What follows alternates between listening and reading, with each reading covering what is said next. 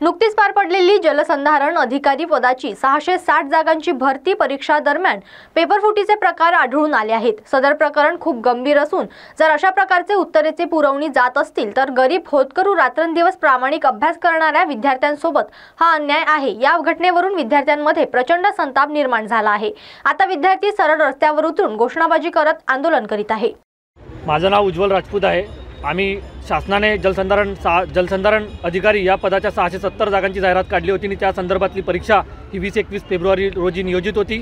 त्या परीक्षेच्या संदर्भामध्ये त्यांनी गल्लीबोळातले सेंटर देऊन सामान्य विद्यार्थ्यांवर अन्याय करण्याची त्यांची भूमिका पाहता आम्ही संपूर्ण लोकप्रतिनिधी आणि महाराष्ट्र शासनाचे अधिकारी यांना ट्विटर थ्रू मागणी केली होती की परीक्षा ही TCS आयनच्या ऑथोराइज सेंटरवर झाली पाहिजे, ती कुठल्याही प्रायव्हेट सेंटरवर होता कामा नये। परंतु त्यांनी परीक्षा रेटून नेली आणि 20-21 फेब्रुवारी रोजी जी परीक्षा झाली त्यामध्ये संपूर्ण महाराष्ट्रात गोंधळ उडाला।